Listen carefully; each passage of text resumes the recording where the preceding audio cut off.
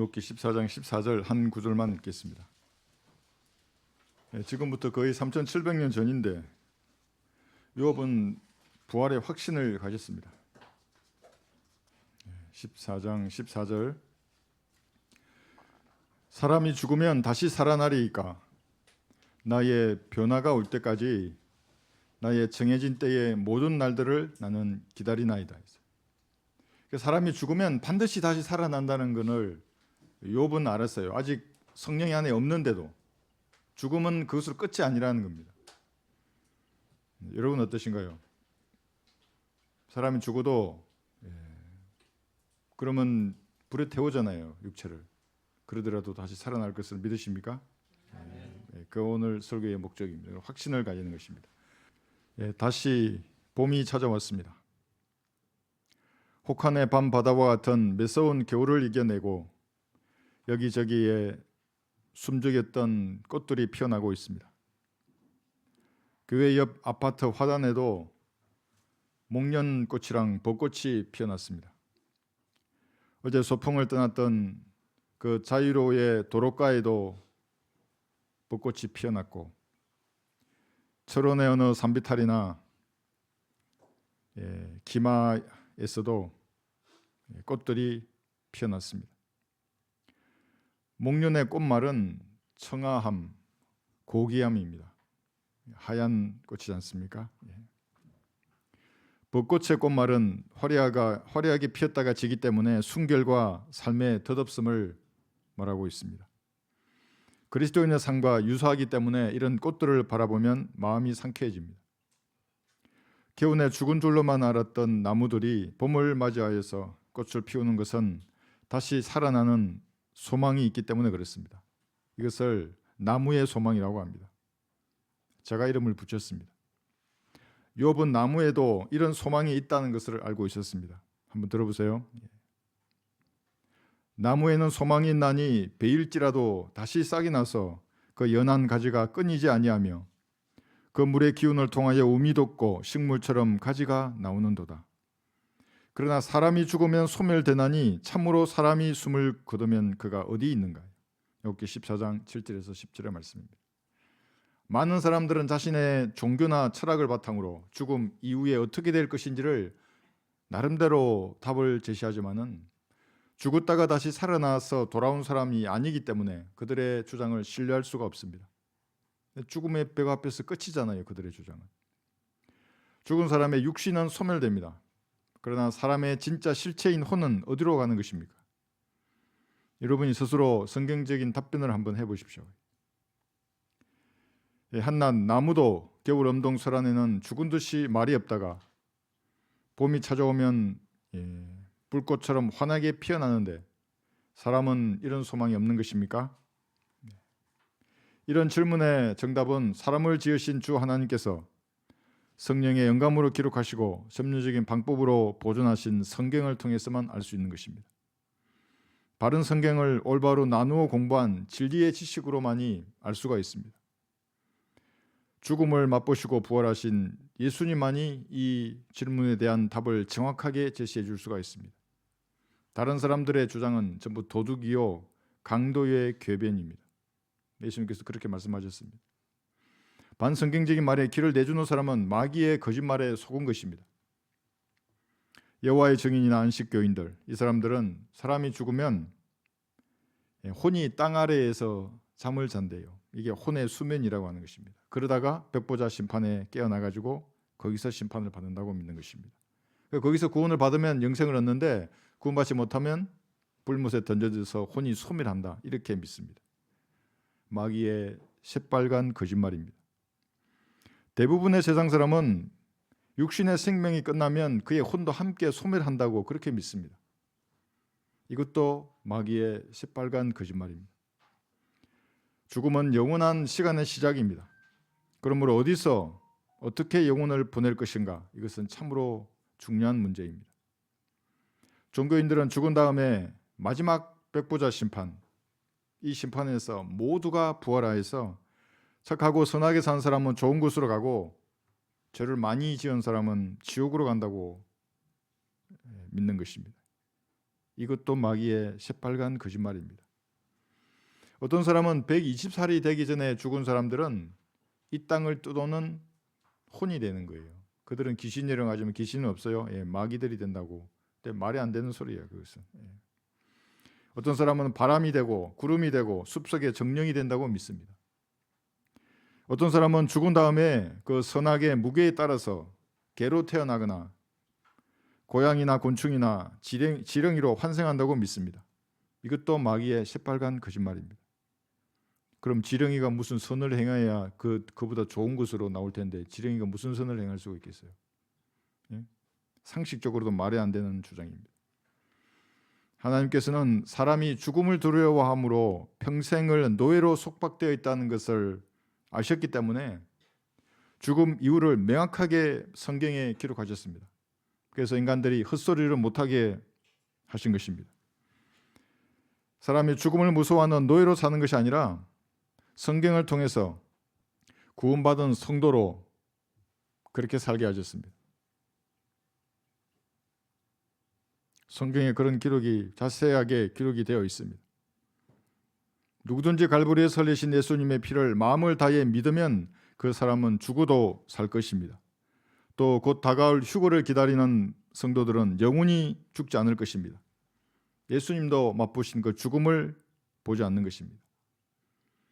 헬라어 표준 원문에서 가장 짧은 성경 구절은 데살로니가전서 5장 16절에 있는 항상 기뻐하라입니다. 왜 사람들에게 항상 기뻐하라는 명령을 기록하셨을까요? 구원받은 성도에게. 이 명령은 눈물 젖은 빵을 먹을 때에도 기뻐하라 이 말씀입니다. 질병이나 가난으로 어려움을 당할 때에도 기뻐하라. 사별의 고통 속에서 마음이 무너져 내릴 때에도 기뻐하라는 것입니다. 눈앞에 이 공산주의자들이 권력을 장악하는 그런 꼴을 보더라도 성경은 여러분에게 기뻐하라고 말씀하십니다. 감옥의 창살 속에서도 기뻐하라고 말씀하시는 겁니다. 죽음이 눈앞에 다가온 슬픔 속에서도 성경은 여러분들에게 기뻐하라고 말씀하십니다. 세상은 그리스도인에게 철 용광로와 같이 활활 타오르는데 왜 성경은 여러분에게 바보처럼 기뻐하라고 말씀하시는 것입니까? 그것은 그리스도인들은 나무의 소망과는 비교되지 않는 부활의 산 소망을 가지고 있기 때문에 그렇습니다. 여러분 죽어도 다시 사는 것입니다. 그래서 성경은 높아심에서 여러분들에게 한 번 더 말씀하시는 겁니다.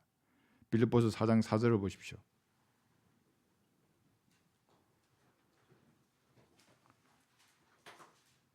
빌립보서 4장 4절에서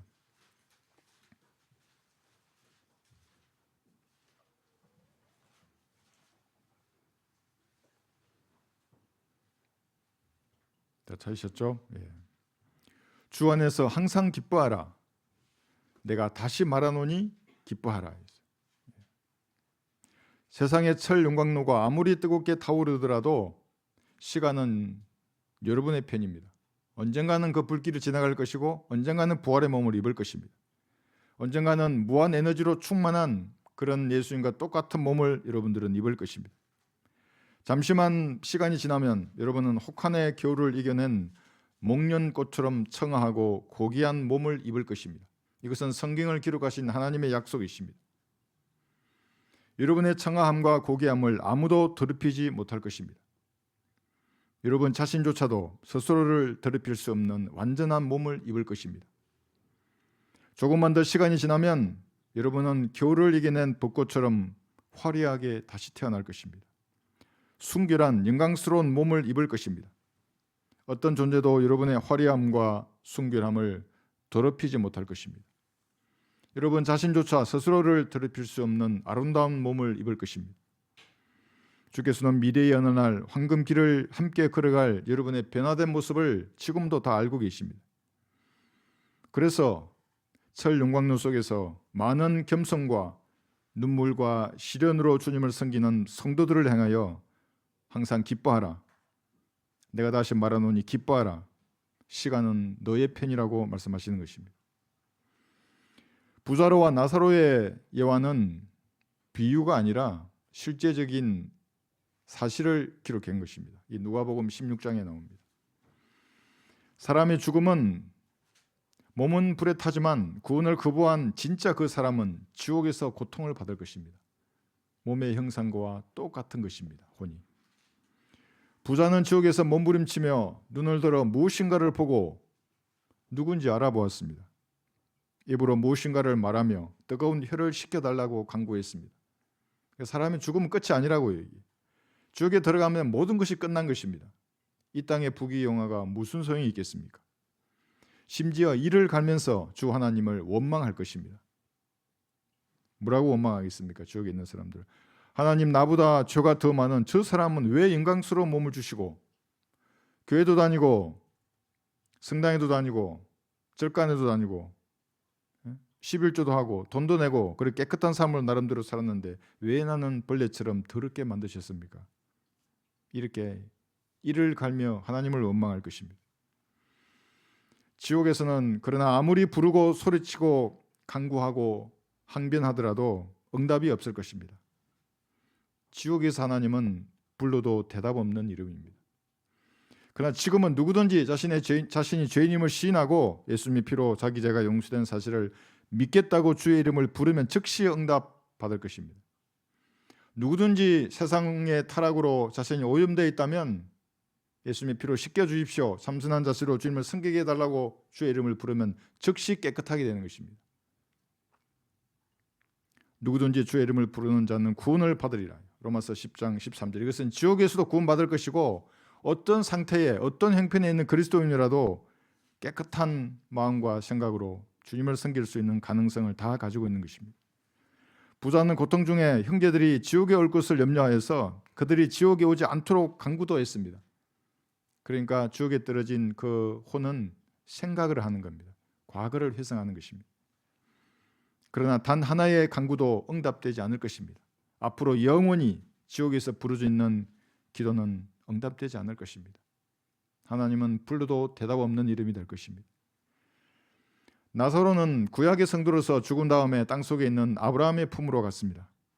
그리고 예수님께서 십자가에 질고를 지시고 장사되셨다가 부활하실 때에 셋째 하늘 낙원으로 옮겨졌습니다.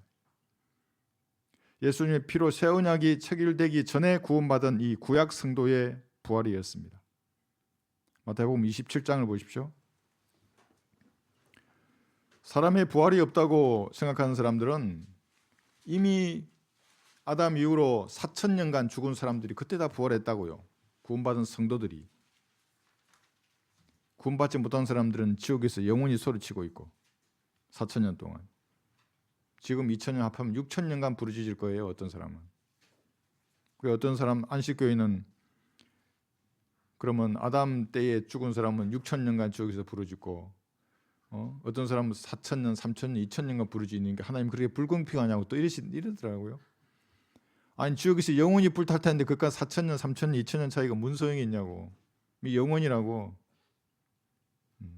마태복음 27장 여기 51절에서 53절을 보시면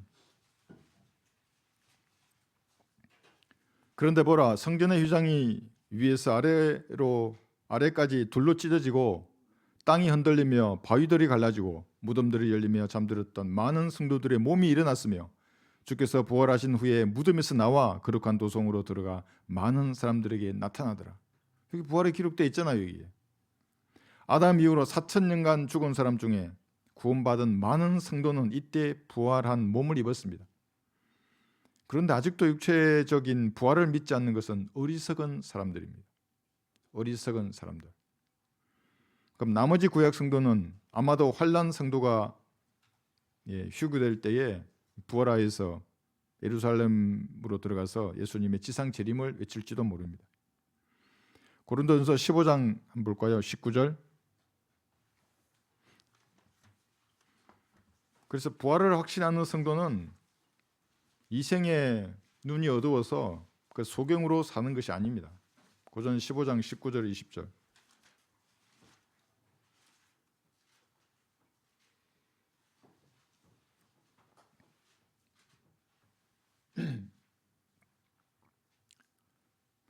만일 그리스도 안에서 우리가 바라는 것이 오직 이 생뿐이라면 우리는 모든 사람 가운데서 가장 비참한 사람이라.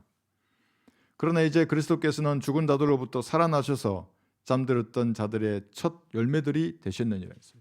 여기 첫 열매들 복수로 기록된 것은 예수님 혼자 부활한 것이 아니라 구약의 많은 성도들 함께 살아났기 때문에 그렇습니다. 얼마나 많은지는 모르죠. 4,000년간 인류 역사 가운데 구원받은 성도들이 다 살아났으니까. 그중 일부는 몸을 입었고 일부는 그냥 혼으로 올라간 겁니다. 셋째 하늘로. 죽은 자들의 부활을 믿지 않는 사람은 이 4,000년 동안 죽어 있다가 다시 살아난 구약의 이 성도들을 기억해야 합니다. 이것을 억지로 부인하는 사람은 어리석은 바보와 같은 것입니다. 진짜 바보면 우리가 잘 이렇게 보살펴줘야 되지만 똑똑한 척 하는 바보들이에요, 이 사람들. 근데 의외로 이런 바보들이 많이 있습니다. 베드로와 야고보와 요한조차도 예수님께서 부활하기 전에는 죽은 자가 다시 살아나는 것을 이해하지를 못했습니다. 마가복음 9장 9절을 보겠습니다. 그 후 그들이 산에서 내려올 때 주께서 당부하시기를 그들이 본 것을 인자가 죽은 자들로부터 살아날 때까지는 아무에게도 말하지 말라고 하시니라. 10절. 그들은 그 말씀을 자기들 속으로 간직하고 서로 묻기를 죽은 자들로부터 살아난다는 것이 무슨 뜻인가 라고 하더라. 그러니까 죽은 자들은 여전히 죽어 있고 일부만 살아나는 걸 이것을 이해하지 못하는 겁니다. 마지막 때 전부 다 부활해야 되는데 그게 아니라는 거죠. 예수님께서는. 세 명의 사도는 천년왕국이 임할 때 예수님의 그 영광스러운 모습을 보고도 죽은 자가 다시 살아나는 것을 이해하지 못했던 것입니다. 썩어서 냄새나는 송장이 살아나서 말을 하고 먹고 마시는 것을 어떻게 이해했겠습니까? 이 이너 서클에 속하는 사도들조차도 예수님의 피로 맺은 이 언약, 그것을 통해서 성령께서 자기 안에 거하지 않았기 때문에 아직은 이런 것을 몰랐던 것입니다. 부활을 믿지 않는 바보들은 의외로 많이 있습니다. 사도행전 26장을 보겠습니다.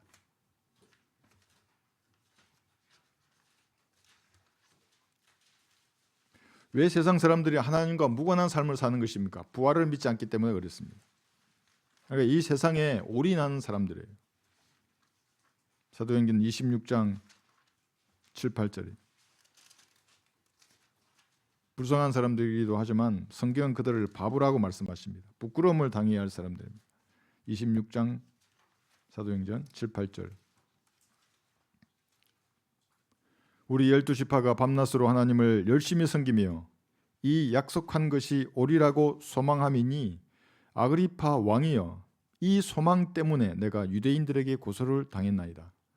하나님께서 죽은 자를 살리신다는 그 사실을 어찌하여 당신들은 믿지 못할 일로 단정하시나이까? 여러분 믿으십니까? 죽은 자가 다시 살아나는 것을? 왕과 그의 신하들, 참모들, 고관들은 죽은 자를 주께서 살리신다는 것을 믿지 못할 일로 단정하였습니다. 이들은 이성에 눈이 멀었기 때문에 눈에 보이는 것만을 구하는 사람들이었습니다. 썩은 송장을 당연히 살리실 수 있으며 4,000년 전에 죽은 흔적도 없는 사람까지 다시 살리시는 하나님의 역사를 믿지 않는 것입니다. 그러나 그리스도인들은 믿는 것입니다. 이것을. 그래서 이생에 올인하지 않습니다. 다가오는 세상을 위해서 사는 사람들이죠. 오늘날에도 이생에서 좋은 것을 누리며 살다가 자식에게 많은 부를 물려주고 죽는 것을 최대의 가치로 여기는 사람들이 있습니다. 이들은 죽은 자의 부활을 믿지 않는 것입니다. 시편 17편 볼까요? 14절에서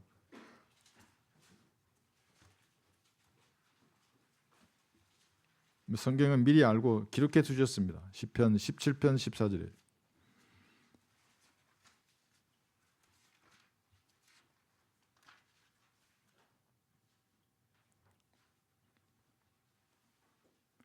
오 주여 주의 손인 사람들과 이생에서 자기들의 몫을 받은 세상 사람들로부터 나의 혼을 구하여 주소서. 주께서 주의 감추어진 보화로 그들의 배를 채우셨으니 그들은 자녀들로 가득하고 그들의 남은 재산을 자기들의 아기들에게 남겨주나이다. 세상의 그 수고한 결실을 땅에서 받는 세상 사람들은 만사 형통이 그들의 모토입니다. 그래서 땅에서 노력하고 땅에서 받아서 땅에서 누리다가 죽으려고 하는 거예요. 그리스도인과는 다른 것입니다. 본능에 충실한 동물처럼 미생의 산만을 위해서 사는 사람을 주께서 뭐라고 말씀하시냐면 너 어리석은 자야 이러면서 정확하게 그들을 질책하십니다. 한번 들어보십시오. 하나님께서 그에게 말씀하시기를 너 어리석은 자야 오늘 밤 내 혼을 내게서 앗아가리니 그러면 내가 장문한 그것들이 누구의 것이 되겠느냐. 누가복음 12장 20절의 말씀입니다. 부활을 알지 못하고 거부하는 사람은 이생에 코를 박고 사는 사람들입니다. 죽은 사람들입니다.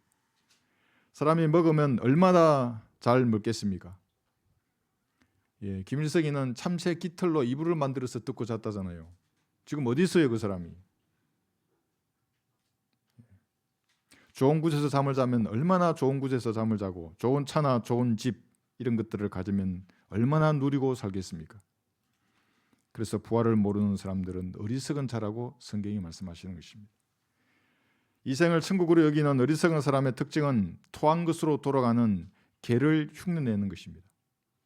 개를 흉내내려면 이쁜 짓 하는 걸 흉내내야죠. 강아지 얼마나 충성스러워요. 한 주인밖에 모르잖아요. 진돗개는. 그래서 군견으로 쓸 수가 없다고요. 군견벙이 저녁에 버리면 진돗개 쓸 수가 없어요. 얘는 걔만 따르거든요. 그런 좋은 점을 본받아야 되는데 들어보십시오. 개가 자기의 토한 것으로 돌아감 같이 어리석은 자도 자기의 미련함으로 돌아가느니라.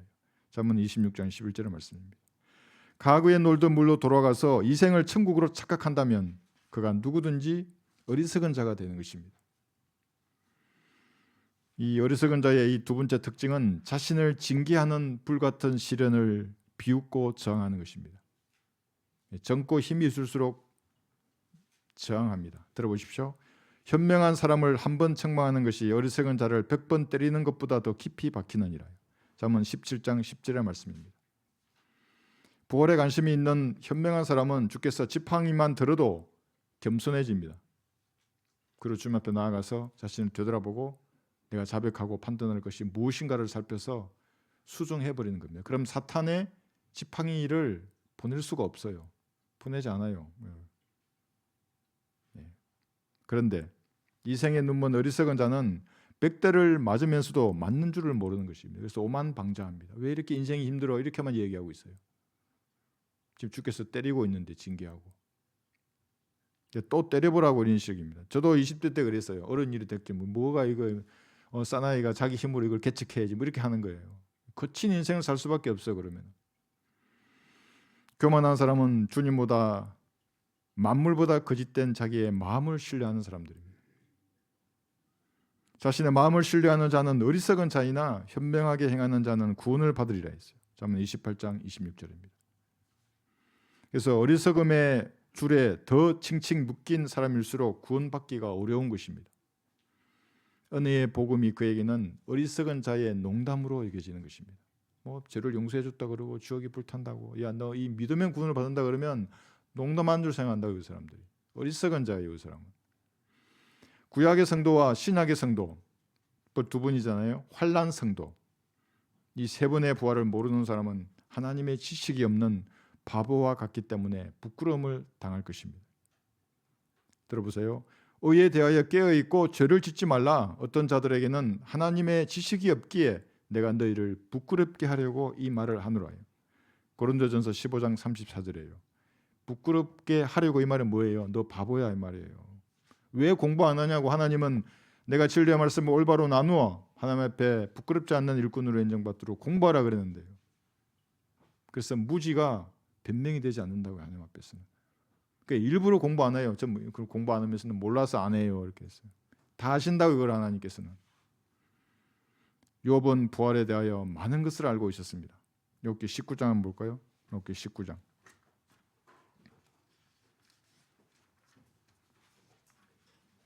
욥기 19장 25절 보시면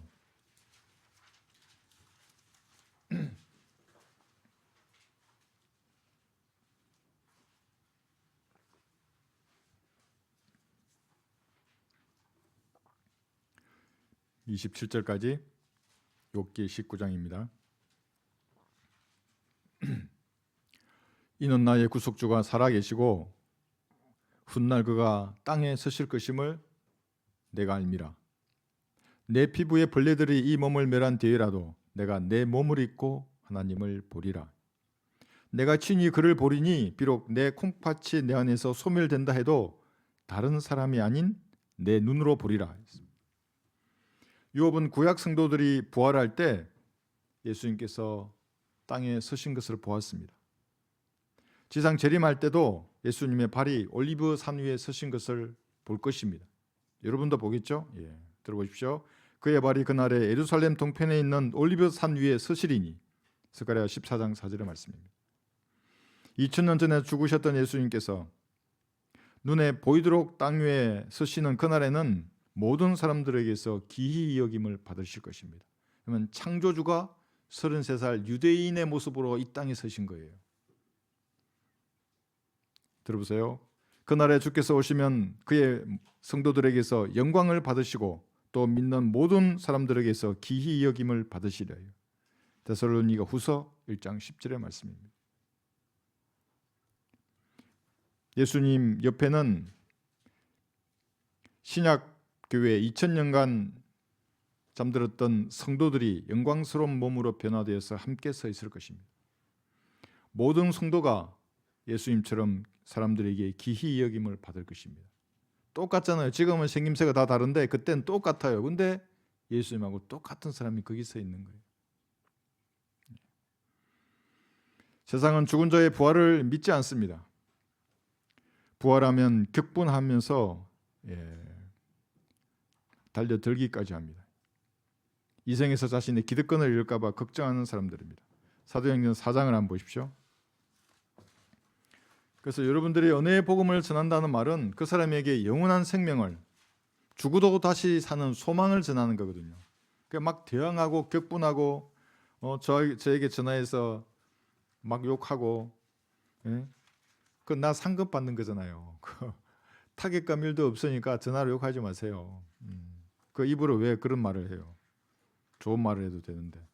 어떤 사람들은 제가 그러니까 경찰에 신고했어요. 경찰이 문자가 왔더라고요. 끝이에요. 아무것도 없어. 그리고 어쩌라고 나보고 문자 그것도 뭐 앞으로 이렇게 해주세요. 뭐 그런 거예요. 사도행전 4장 1, 2절 보시면 여기서 보세요. 사도들이 백성에게 말하고 있을 때, 여러분들도 말하는 거예요. 어디 가서 은혜의 복음을 증거하고 영원한 생명에 대해서 말하는 거예요. 말하고 있을 때 제사장들과 성전 책임자들과 사두개인들이 그들에게 와서 그들이 백성을 가르치며 죽은 자들로부터의 부활을 예수를 통하여 전파하는데 격분하여서 화를 내는 거예요. 한 500년 살아도 감사한 일이지 않습니까? 근데 영원히 살게 하는 말씀을 전파하는데 왜 격분하는 것입니까? 마귀의 씨라고 이 사람들이. 자기들은 모르지만 종교적인 옷을 입은 사람들은 대부분 마귀들이에요. 이게 가득하다고요. 제사장들, 성전 책임자들, 사두개인들 뿐만 아니라 이스라엘의 모든 원로들조차도 부활에 대해서 말씀을 전파하는 것에 대해서 격분하였습니다. 이게 사도행전 5장 보세요. 28절 보시면 왜 이렇게 격분하는 겁니까? 영원히 산다고 하는데 예수님을 구주로 영접하는데 돈이 드는 것도 아닌데. 28절 말하기를 이 이름으로 가르치지 말라고 너희에게 엄하게 명령하지 하였느냐. 그런데 보라 너희가 예루살렘을 너희의 교리로 가득 채워서 이 사람의 피를 우리에게 돌리려 하는도다 라고 하더라. 그때 베드로와 사도들이 대답하여 말하기를 사람보다 하나님께 순종하는 것이 마땅하도다. 우리의 마음에도 이걸 간직하고 있어야 한다고요. 저 불쌍한 사람들에게 영원히 사는 소망을 전해주는데 내가 사람 말을 듣고 말하지 말라는 말인가? 하나님께 순종하는 것이 마땅한 거예요. 누군가가 위험을 감수하면서 왜 소풍을 하느냐고 물어본다면 사람보다 하나님께 순종하는 것이 마땅하다고 말하는 것입니다. 주께서는 나 같은 죄인에게 이 베풀어 주신 한량없는 은혜와 사랑을 베풀어 주셨는데 이것을 갚을 방법이 없기 때문에 그렇습니다. 그래서 위험을 감수하는 거예요. 그리스도인들은 기도하고 나가서 전파하는 것입니다. 복음을 한 번도 듣지 못하고 죽어서 지옥으로 향하는 불쌍한 동포들에게 부활의 소망을 심어주는 것입니다. 죽어도 다시 산다고요. 거기는 진짜로 죽잖아요. 뭐 갖다가 하면 죽이고 감옥에 넣고 그런 포갑 정권이지 않습니까? 그들은 은이나 금이나 달러를 넣자고 하는 사람도 있었어요. 달러나 초코파이 이런 것들로는 영원한 생명을 줄 수 없기 때문에 은혜의 복음을 전파하는 것입니다. 그것도 날선 금으로 써야 한다고요. 뭐 엉터리 쓰지 말고. 제가 져야 할 짐이 무거우면 제 마음에서 드는 생각은 기도하라는 것입니다. 내 짐을 주님 앞에 맡기라는 것이 더욱 또렷해지는 겁니다. 그래서 집에서도 아침에 일어나면 그냥 무릎 꿇고 기도한다고요. 모든 것을 알아내는 겁니다. 어린 아기처럼. 어제도 강단에서 기도하고 나가는데 기도라 서서 이제 가는데 너의 기도가 응답되지 않으면 내가 어떻게 이 사역을 수행하겠냐 라는 마음을 내가 들었을 때 주님 이 기도를 들으셨구나. 무사하게 다녀와야 하거든요. 4시간을 운전하지 않습니까? 그게. 그리고 거기서 이 작업하는 그런 것들이 위험한 일들이기 때문에. 그래서 이건 기도로 시작해서 기도로 마쳐야 하는 사역입니다. 어제 우리가 보낸 것만 해도 15만 장 정도 같습니다. 부활과 영생의 말씀을 정확하게 전파하면 격분하고 비방하고 대적하는 마귀의 세력들이 생기게 마련입니다.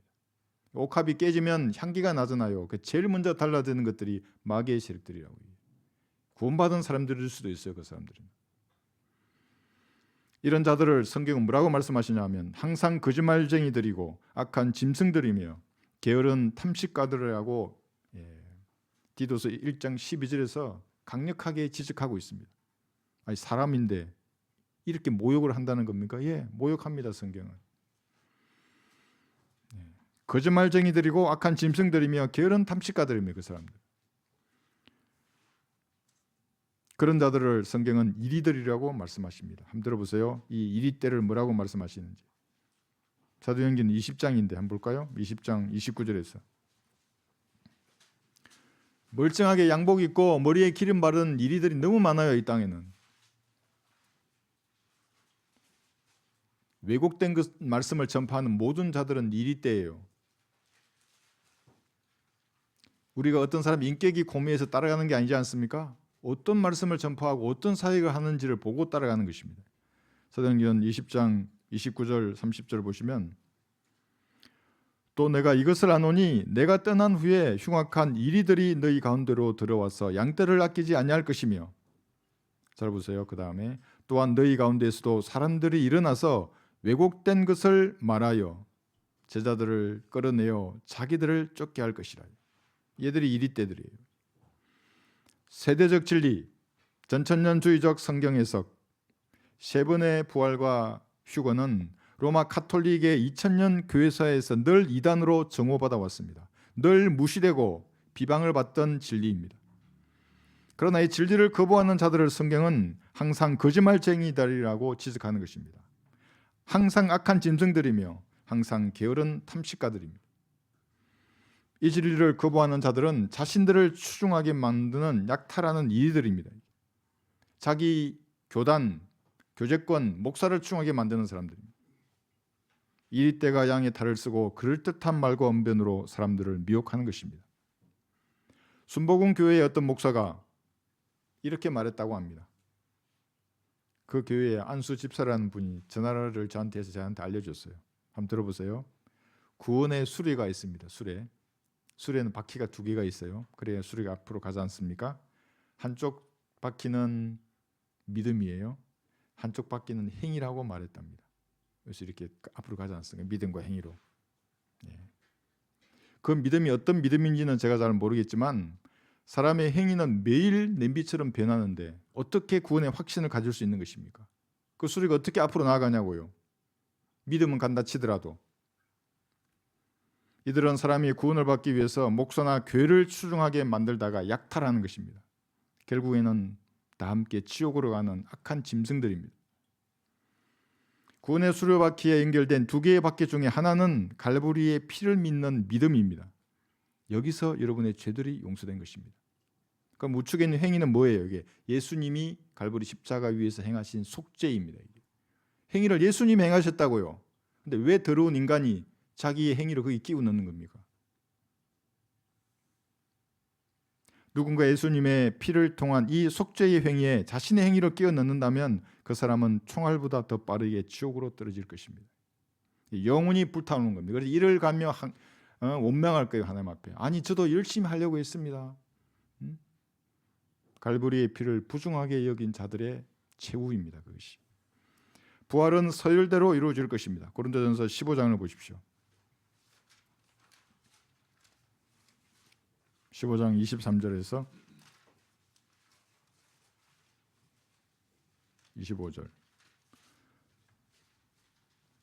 저는 이 한글 킹제임스 성경을 하나님의 말씀으로 믿는 여러 가지 이유가 있지만 정말 탁월해요. 서열이라고 번역한 것이 보존됐거든요. 군대에는 전투 서열 장교라고 따로 있어요.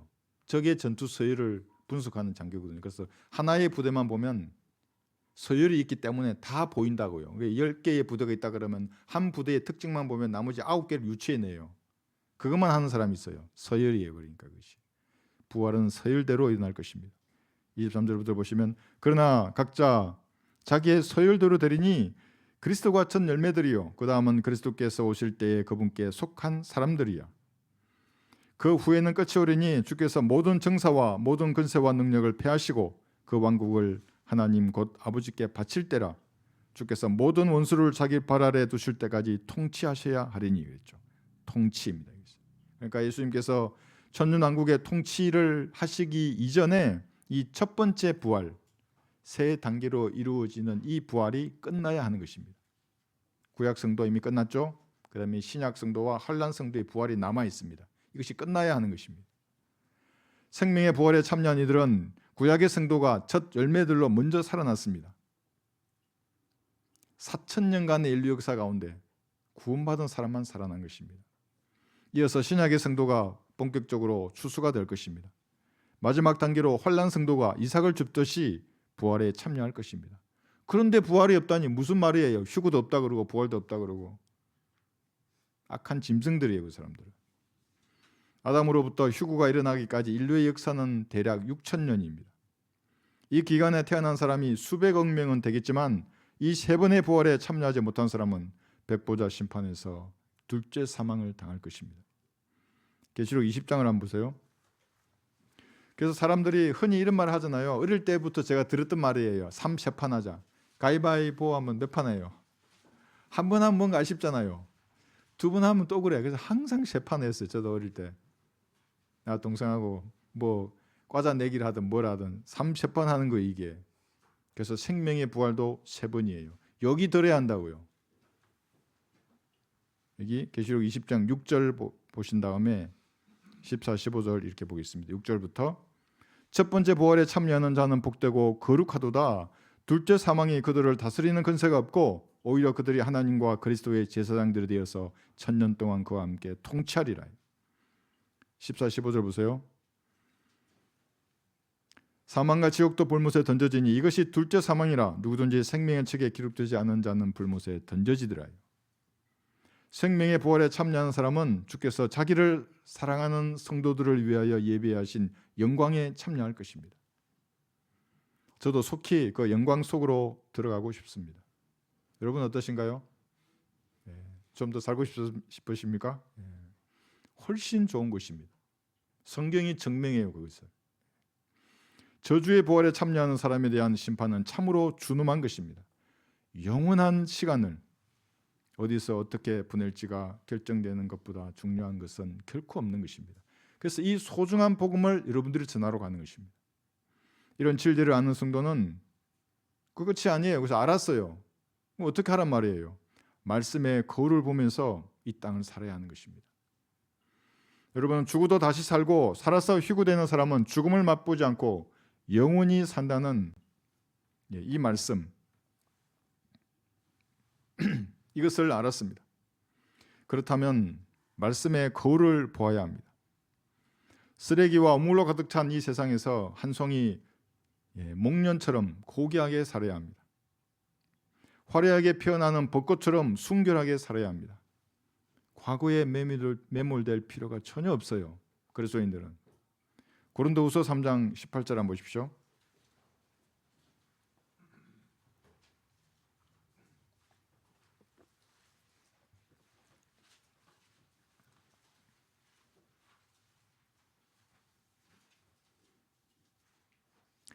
이걸 부활을 깨달았어요. 얼마나 달콤해요.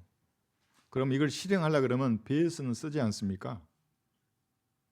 그 말씀입니다. 이제 고린도후서 3장 18절 그러나 유리를 통해 보는 것 같이 수건을 벗은 얼굴로 주의 영광을 보는 우리 모두는 주의 영으로 말미암은 것 같이 영광에서 영광에 이르는 똑같은 형상으로 변모되느니라.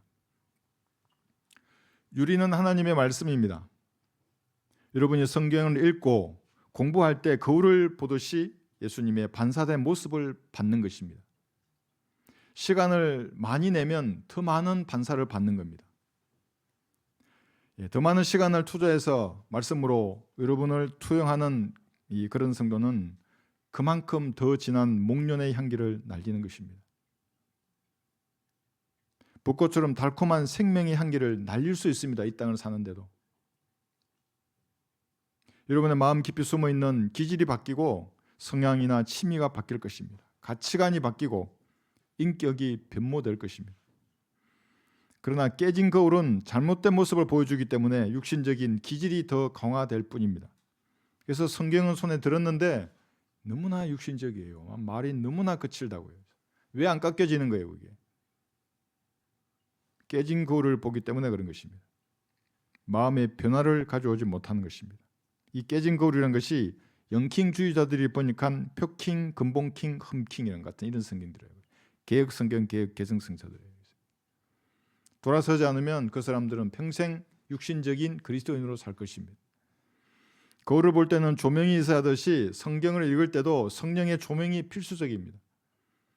그렇지 않으면 억지로 풀다가 괴상한 교리에 빠지거나 자기가 마음 먹은 대로 성경이 풀리는 것입니다. 이게 뭐예요? 성경의 무서운 양날 같은 거예요. 잘못된 마음으로 성경을 읽으면 거기에 응답해 주신다고요. 그럼 죽어요, 그 사람은. 영적으로.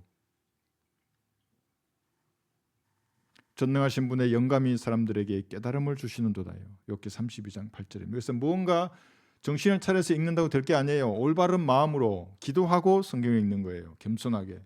지금 제가 7D의 말씀을 내 손에 들었습니다. 이 아둔한 저를 가르쳐 주셔서 말씀이 저에게 영의 양식이 되게 해 주십시오. 어둠의 영을 막아 주십시오. 예수님 이름으로 기도합니다. 이게 1분도 안 걸리잖아요. 그런 마음으로 여러분의 말씀을 봤을 때 조명을 주시는 것입니다.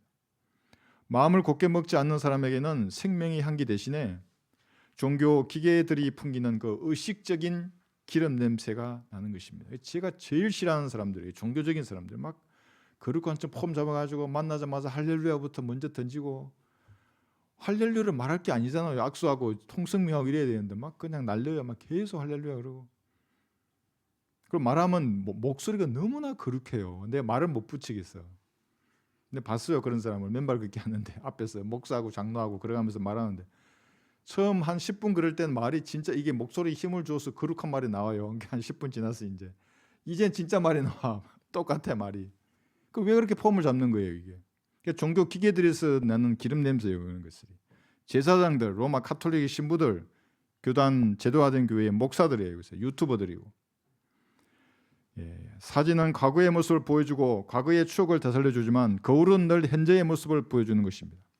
성경도 가만히 성경을 읽으면 여러분 현재의 모습을 명확하게 보여줄 것입니다. 그리고 미래에 어떻게 될 것인지도 명확하게 보여주는 하나님의 책입니다. 부활의 모습으로 변모될 것을 기다리는 성도는 그래서 매일 아침 거울을 보듯이 말씀으로 시작해야 하는 것입니다. 오늘도 거울 보고 오셨죠, 전부 다? 그죠? 말씀을 보셔야 합니다. 그래서 그 말씀에 나를 투영해 보고 뭔가 묻었으면 지우기도 하고 바로 잡아야 하는 것입니다. 점심시간에도 거울을 보고 얼굴이나 화장을 고치듯이 말씀을 보아야 합니다. 밤에도 가능한 말씀의 거울로 자신을 비추어 본 다음에 감사함으로 잠들어야 합니다. 그래서 주께서 자기를 사랑하는 자들에게 잠을 주시는 거예요. 근데 불평불만으로 가득 차면 어떻게 했어요? 꿈에도 또 싸운다고요. 그러니까 잠들기 전에 그렇게 하고 자야 합니다. 인생의 세파 가운데서 낙담하고 도움을 요청할 곳이 보이지 않을 때 어디로 가야 하는 것입니까? 성경을 펴야 합니다. 그러니까 맑은 거울을 바라보면 여러분의 마음도 맑아질 것입니다. 그럼 한 송이 목련처럼 고귀해질 것입니다. 벚꽃처럼 깨끗하게 피고 지려고 하는 것입니다. 이런 믿음을 실행하는 성도를 주께서는 자애로우신 손으로 붙드셔서 의인의 흔들리는 것을 허락하지 않을 것입니다. 들어보세요. 그가 너를 붙드시고 의인이 흔들리는 것을 결코 허락하지 아니하시리라. 이사야 55장 22절입니다. 그러니까 이걸 실행해야 한다고 이제. 말씀의 거울을 내가 보아야 하는구나. 이 땅을 살아가면서도 주님의 모습으로 내가 점점 닮아가고 변모되어야 하는구나. 그리고 주님이 오시면 진짜로 그렇게 바뀐다고요. 세상을 사는 동안 주님과 같은 그런 모습이 되면 말이 변하는 것입니다. 제일 먼저. 그 다음에 같은 마음과 생각이 이렇게 변하고 생각이 되고 행동이 바뀌는 것입니다. 눈빛도 바꿔질 것입니다. 그러나 이런 거울을 거부해요. 그럼 눈이 어떻게 돼요? 하이에나의 눈을 가졌어요.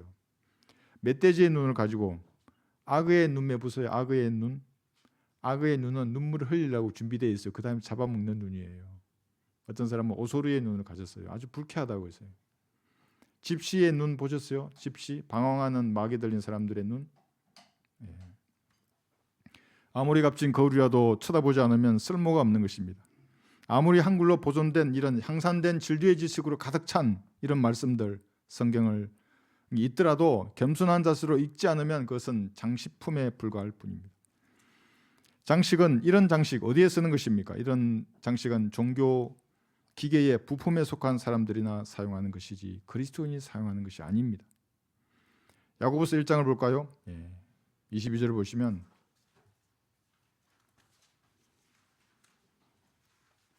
그래서 부활을 소망한다면 그걸로 자신을 바라보고 야고보서 1장 22절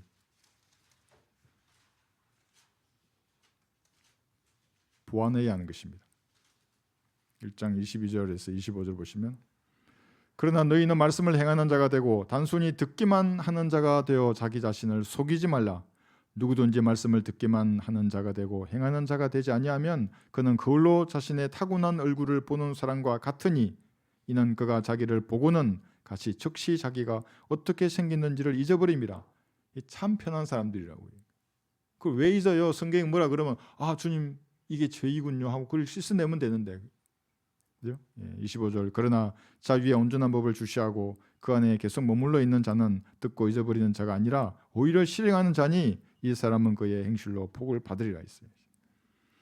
거울에 비친 자기 모습을 초라하다고 실망할 필요는 없습니다. 그래서 말씀을 읽다 보면 너무나 초라하다고 자신이 내가 이거밖에 안 되는 것인가. 오히려 어그러진 현재의 모습을 보여주신 그 성령의 조명에 감사해야 하는 것입니다. 어떤 사람들은 죽을 때까지 그게 몰라요. 그래서 자기는 한 번도 죄를 진 적이 없다고 말을 하는 거예요. 진짜 나 그런 사람 봤다고요. 2명이나 태어나서 한 번도 죄를 지은 적이 없대요. 그럼 어떻게 구원을 받았냐고. 나는 지옥에 갈 죄인의 우두머리라고 해야 구원을 받는데. 말씀의 물로 깨끗하게 씻어내고 참신한 자세로 주님을 섬기는 겁니다. 그러니까 그런 조명을 받으면 받을수록 괜찮은 거예요. 내가 일이 초라하구나. 이런 것이 더 좋은 부활을 얻기 위하여 앞에 있는 것에 손을 뻗쳐서 그 표대를 향해서 달려가는 성도의 자세인 것입니다. 그러면 세상의 세파가 아무리 요동치더라도 두려워하지 않는 것입니다. 공산주의자들의 이 나라의 권력을 장악하는 것을 내가 보더라도 겁먹지 않는 것입니다. 그들에게. 왜냐하면 나는 부활의 소망을 가지고 있기 때문입니다. 죽이려면 죽이라는 거예요. 하나님 허락하지 않으면 머리털도 못 건드려요. 하나님 데려가신다는데 내가 왜 그거 해요? 나는 오늘이라도 주님이 예배해 놓으신 영광 안으로 들어가면 난 너무 좋겠어요. 그러나 이 땅에 있기 때문에 최선을 다해 싸우는 것입니다. 세상이 혼자가 되더라도 진영 밖에 서신 주님과 함께 끝까지 서서 믿음의 선한 싸움을 싸우는 것입니다. 전투 휴식은 지금 하는 것이 아니라 셋째 하늘 본향에서 영원히 누릴 것입니다. 지금은 여러분의 생각의 띠를 단단히 동여매고 말씀으로 무장해야 하는 것입니다. 마지막으로 빌립보서 3장 10절을 찾겠습니다.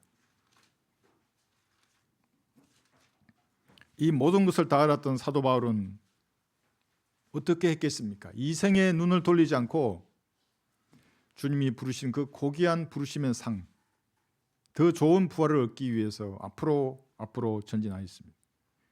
빌립보서 3장 10절 보시면 이는 내가 그를 알고 그의 부활의 능력과 그의 고난의 규제를 알아 그의 죽음의 본을 따르려 함이며 어떻게 해서든지 죽은 자들의 부활에 이르려는 것이라. 여기서 부활이라는 것이 일반적인 부활이 아니라 다른 사람들보다 더 좋은 부활에 이르려 한다는 것입니다. 어떻게 죽었다가 다시 살아났는데 다른 사람들보다도 더 좋은 부활을 얻을 수 있는 것입니까? 바울은 정확하게 이 사실을 알았고 본을 보였습니다. 12절 보시면 내가 이미 이르렀다 함도 아니요 이미 온전해서 또 함도 아니라 다만 나는 붙잡으려고 쫓아갈 뿐이라 나 역시 그것을 위하여 그리스도 예수께 붙잡혀 있노라. 여러분도 붙잡혀 있어요. 그래서 진리의 지식을 아는 이 대열에 서 있는 것입니다. 그래서 하나님의 사이고 도구로 여러분도 쓰임받고 있는 것입니다. 그랬다면 과거를 잊어버려야 하는 거예요. 과거에 여러분 실수하고 죄를 지었던 그런 것들, 마귀의 올감이라고 이것은 너는 안 된다 포기하라고 말하는 거예요. 다 씻어내버려야 되고 있어요.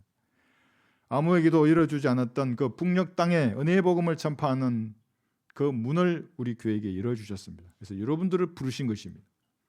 네, 기도로 동참하고 물질과 기도와 헌신적인 열성으로 이 일에 동참하는 것입니다. 그래서 여러분들은 과거의 구중에서 나와서 앞에 있는 것에 손을 뻗쳐야 합니다. 여기 13, 14절 보시면 형제들아 나는 내가 붙잡은 것으로 이기지 아니하노라. 다만 한 가지 일 즉 뒤에 있는 것은 잊어버리고 앞에 있는 것들에 손을 뻗쳐 그리스도 예수 안에서 고귀한 부르심의 상을 위하여 그 표대를 향해 쫓아갈 뿐이라 했어요. 봄에 활짝 피어난 아름다운 꽃들을 본다면 여러분 꽃이 보면 아름답다고 생각하잖아요. 그걸로 만족하지 마시고 여러분도 부활하여서 이처럼 이 꽃처럼 영원히 지지 않는 꽃이에요. 그렇게 되어서 주님과 함께 영원히 산다는 그런 소망 가운데 가시기를 바랍니다.